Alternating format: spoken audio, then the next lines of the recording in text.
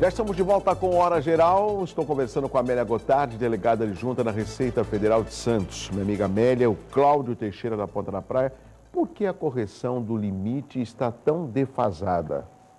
Cláudio, na realidade, assim, todos os valores que a Receita utiliza como tabela, eles são em decorrência de lei. Então, a gente sabe, acompanha aí as altas discussões que existem, e aí, no país, né, tem que majorar a tabela do imposto de renda, ela está defasada.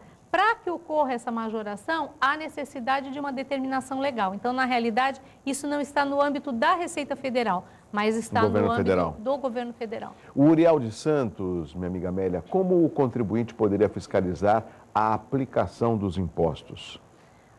Olha, o contribuinte pode participar, e qual é o local que está mais próximo de nós? É o município. Né? Agora, existem várias ferramentas aí para fiscalização de impostos. Todos os órgãos que fiscalizam também disponibilizam, por exemplo, o Tribunal de Contas. Se você entrar no site do Tribunal de Contas, você vai verificar lá todas as fiscalizações que ele faz em prefeituras, no Estado. Então, assim, o que precisa é o contribuinte acompanhar, comparecer. O contribuinte comparece a alguma sessão, por exemplo, da Câmara Municipal para saber o que está sendo votado lá? Muito raro. Então, isso é participação, né? A gente sabe que tem vários mecanismos aí à disposição. O que falta, na realidade, é participação popular. Minha amiga Amélia, o João Alves do Guarujá, como os pais separados devem declarar os dependentes? Tá. Então, é assim, aquele pai que paga pensão, né? O filho, ele é para esse pai o alimentando, ele não é um dependente. É importante esclarecer bem a diferença entre o dependente e o alimentando. Quando ele paga pensão, ele vai registrar isso como pensão alimentícia. E ele não pode incluir esse filho como dependente, mas sim como alimentando. E ele não pode também fazer as duas coisas, incluir como dependente e como alimentando. Só existe uma exceção, mas é bem difícil acontecer, é quando isso ocorre aí durante o exercício, né? Ele separou naquele ano, então naquele ano o filho vai ser ao mesmo tempo dependente e alimentando. Mas, regra geral, ou paga pensão alimentícia ou coloca o dependente na condição de dependente. Não pode fazer as duas coisas de maneira concomitante. Outra coisa, todo mundo pensa e espera que a declaração ultrapasse o limite do dia 30 de abril. Raramente essa data costuma ser prorrogada, né? Não ultrapassa e não ultrapassará. Assim, a gente assegura isso, até porque historicamente isso não ocorre já há muitos anos, então não confiem. Deixa para a última hora. Não. E uma outra coisa para lembrar é que assim, a Receita hoje, ela adota, fora as disposições legais, né, que o caso, o Estatuto do Idoso, o deficiente físico, ele tem prioridade no tratamento da declaração dele, porque a lei assim impõe. Agora, as demais situações, aquele contribuinte que tiver restituição e que transmite a declaração primeiro, vai receber essa declaração, essa restituição também. Lógico que os idosos vão ter prioridade, sempre vão ter prioridade, né? Independente da data de entrega, porque o Estatuto do Idoso assegura essa prioridade, né? Bom, lembrando que a gente está colocando o endereço, telefone e o site da Receita para que você possa acompanhar e tirar suas dúvidas. Minha amiga Amélia, a Joana do Parque Bitaru, em São Vicente, mudei de emprego recentemente e tenho 2 comprovantes de rendimentos. Como faço para declarar? Precisa declarar os 2 comprovantes.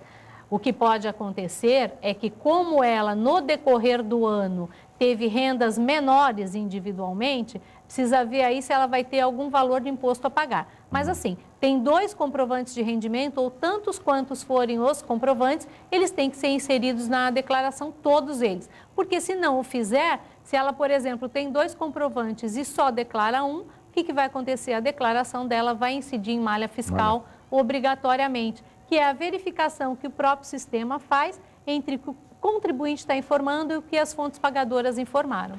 Lilian Pereira de Bertioga, minha amiga Amélia Gotardi, tenho um relacionamento estável há 8 anos. Posso declarar o meu companheiro como dependente?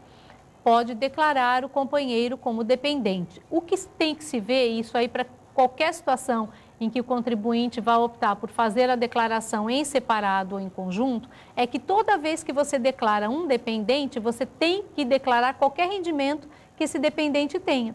Então, por vezes, quando você une as declarações, financeiramente, fica desfavorável para o contribuinte, porque aquilo que ela pode abater como dependente acaba sendo menor do que aquele rendimento que ela acabou associando ao dela. Então, se ela colocar como dependente, ela tem que colocar o rendimento desse contribuinte como dependente. A escola, lógico, ela pode ser declarada como uma despesa. E um cursinho, um curso de inglês, também pode entrar nessa despesa ou não? Não, aí existem, e aí o perguntão que eu citei aqui é um material bem interessante, porque lá você vai ter detalhadamente, caso a caso. Então, por exemplo, cursos técnicos, pós-graduação, os cursos, digamos assim, mais oficializados, podem. E lá você vai ver um a um aqueles que podem. Agora, cursos inglês, cursos assim que o contribuinte faz para alguma situação diferenciada. Algo esporádico. Não podem, não podem, mas lá no perguntão você obtém caso a caso todas as situações que podem ser deduzidas e as que não podem. Amélia, a Márcia do Gonzaga, sou obrigada a declarar qualquer conta corrente que tenho no banco? Sim, você é obrigado a declarar o saldo da conta corrente, exceto aqueles valores ínfimos que são aí abaixo de R$140, se não me falha a memória, na tabela desse ano.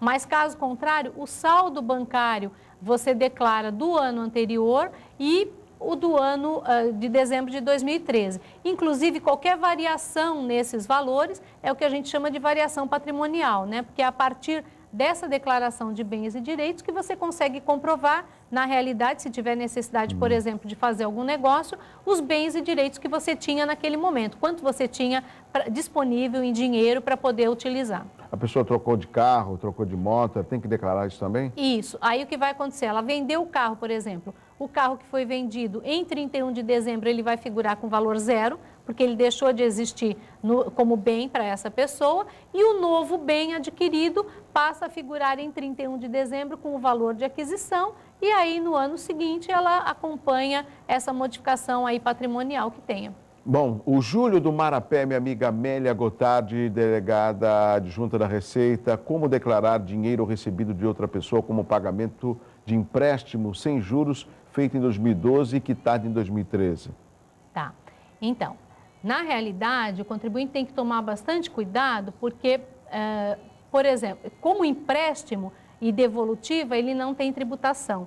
Mas tudo que é colocado na declaração de imposto de renda como doação, apesar de não ter a tributação na esfera federal, tem um tributo na esfera estadual. Então, o contribuinte tem que acompanhar para doações, não para empréstimo, quando isso ocorrer. É o imposto sobre transmissão de causa-mortes e doações. Então, a esfera estadual tributa, sim, a doação. Então, se o contribuinte colocar no imposto de renda um valor referente à doação, ele tem que buscar a informação também desse tributo estadual, certo, que tem uma isenção aí até o valor de 48 mil FESPs, mas acima disso vai ser tributado em 4%. Prossiga. Sim, isso é isso? É isso. Amélia, e com relação à nota fiscal paulista, tem também informe, é obrigado a declarar ou não? Sim. A nota fiscal paulista, na realidade, ela tem aquele rendimento que o contribuinte que deve pedir a nota fiscal paulista tem em retorno o imposto, né? Os 30% do imposto pago pelo estabelecimento comercial retorna ao contribuinte, mas isso é um valor isento, ele Sim. meramente declarará como rendimento isento. E quando ele recebe aquele prêmio, foi sorteado, nós tivemos inclusive aqui na região um sorteio de R$1 milhão. R$1 milhão, exatamente. Então, aí esse é tributado exclusivamente na fonte. Então, assim, na prática, o contribuinte não vai pagar imposto sobre esses prêmios nem sobre aquilo que ele recebe em retorno da nota fiscal paulista, mas ele tem que declarar. E o informe?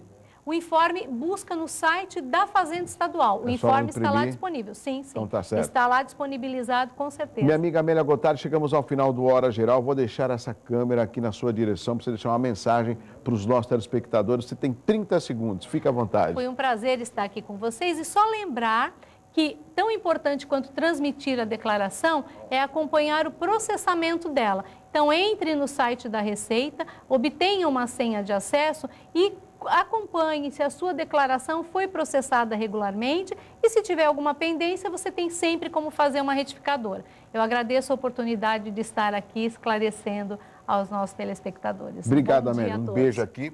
Continua com a gente a Amélia Gotardi, secretária adjunta, delegada adjunta da Receita. Mande um abraço especial para o meu amigo Renato, que deve estar 1000 por hora, né? Sim, estão, né? Este mês nós temos um trabalho mais movimentado. O programa, na geral, estará sempre à disposição da Receita, tá bom, minha amiga Amélia? Obrigada. Bom, parabéns ao Ayrton Cinto, lá no Guarujá, o advogado, hoje completando mais um ano de vida. Minha amiga jornalista Cristiane Leite, parabéns, o Adi Ciotti, também advogado Alex Andrade. E se você completa mais um ano de vida, parabéns, muitas felicidades, com saúde sempre. Às 4 da tarde tem a representação, estamos de volta amanhã às 7 da manhã. Na sequência tem o Jornal em Foque com meu amigo Chico Lascala.